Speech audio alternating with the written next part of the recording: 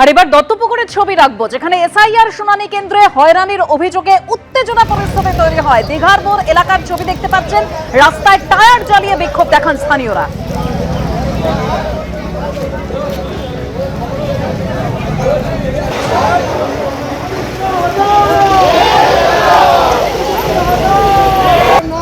সাধারণ মানুষকে হয়রানি করা হচ্ছে, তারা মোদি অমিত শাহ জবাব দাও।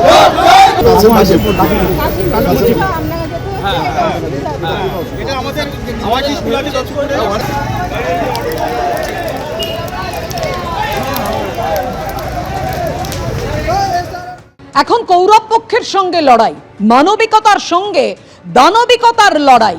এবং আপনাদের জানিয়ে রাখি, যেটা মুখ্যমন্ত্রী আক্রমণ শানিয়েছেন এসআইআর নিয়ে কমিশনের সঙ্গে বিজেপিকে, যে মিসম্যাচ করে মানুষকে যেভাবে যন্ত্রণা দেওয়া হচ্ছে, একদিন তোমাদেরও ভুগতে হবে, এভাবেই একেবারে তীব্র আক্রমণ শানিয়েছেন মুখ্যমন্ত্রী মমতা বন্দ্যোপাধ্যায়। কে সবুজ ফাইল চুরি করেছে, তাহলে কে দানব? আইপ্যাক কাণ্ডকে হাতিয়ার করে পাল্টা আক্রমণ সুকান্ত মজুমদারের।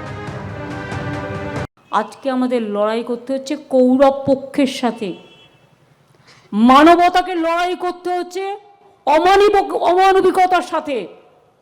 মানবিকতা বনাম দানবিকতার লড়াই হয়ে গেছে।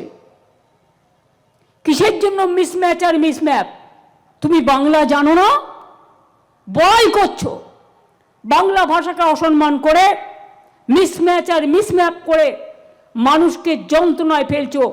এই যন্ত্রণা আগামী দিন তোমাদেরও ভুগতে হবে, জেনে রেখো। অন্যায় কখনো কাউকে ক্ষমা করে না, অন্যায়কে ক্ষমা করতে নেই।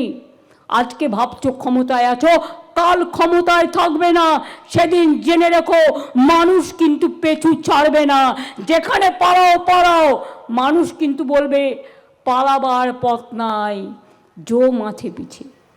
যে কে দানব, কে সবুজ ফাইল চুরি করে নিয়ে এসছে, ইডির উকিল কোর্টে বলছে snatched, file has been snatched. এটার মানে হচ্ছে, বাংলা মানে করলে দাঁড়ায় যে ইডির কাছ থেকে মুখ্যমন্ত্রী মমতা বন্দ্যোপাধ্যায় ফাইল ছিনতাই করে এনেছেন। প্রথম পশ্চিমবঙ্গবাসী আমরা পাচ্ছি এমন মুখ্যমন্ত্রী যিনি ছিনতাইবাজ মুখ্যমন্ত্রী। এর আগে আমরা মুখ্যমন্ত্রীর বিরুদ্ধে চোর, নানা রকম অপবাদ শুনেছি, কিন্তু ছিনতাইবাজ মুখ্যমন্ত্রী এর আগে ভারতবর্ষের কোনো মুখ্যমন্ত্রী পায়নি। ভারতবর্ষের কোনো রাজ্যের মুখ্যমন্ত্রীর বিরুদ্ধে এই অভিযোগ আসেনি। প্রথম আমরা দেখলাম অন ক্যামেরা ছিনতাইবাজ মুখ্যমন্ত্রী। অর্থাৎ এসআইআর ইস্যুতে তপ্ত রাজ্য রাজনীতি। আর এবার শুভেন্দু অধিকারী তিনি সুপ্রিম কোর্টে যাওয়ার কথা বললেন। তিনি বলছেন ৩২৪ থেকে ৩২৯ ধারায় সংবিধান ক্ষমতা দিয়ে রেখেছে নির্বাচন কমিশনকে। কেন এত নরম লাইন নিচ্ছে নির্বাচন কমিশন? আর তার এই মন্তব্যের প্রেক্ষিতে কুণাল ঘোষের কি বক্তব্য, পরপর শোনাবো। ইলেকশন কমিশনকে তো আর্টিকেল 3 to 4 এ বাবা সাহেব আম্বেদকর পুরো পাওয়ার দিয়ে গেছে। ইলেকশন কমিশনও কেন এত সফট লাইন নিচ্ছে? চিঠিতে কিছু হবে না, অ্যাকশন নিন, অ্যাকশন নিন, নইলে আমরা ভোটাররা এবারে সুপ্রিম কোর্টে যাব। এতদিন তো ইলেকশন কমিশনার মমতা ব্যানার্জি লোকরা যাচ্ছে, এরপরে পাবলিক যাবে, আমরা যাব সুপ্রিম কোর্টে, আমরাও যেতে পারি, আমাদেরও সে অধিকার আছে।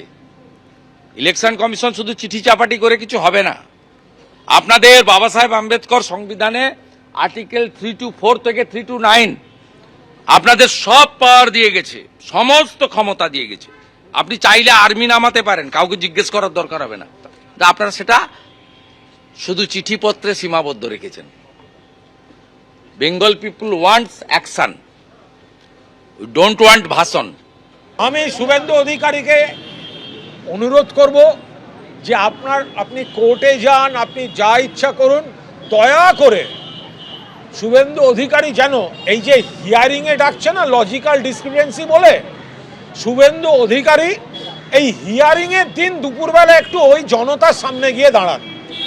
উনি বাইরে বসে বিবৃতি দেয়া, এসআইআরকে সামনে যে ভিড়টা হচ্ছে না, যে আপনার বাবার নাম মুখার্জি, আপনি কেন মুখোপাধ্যায় লিখেছেন, আপনার বাবার নাম চ্যাটার্জি, আপনি কেন চট্টোপাধ্যায় লিখেছেন, মুখার্জি ডবলই, আপনি কেন জেআই লিখেছেন।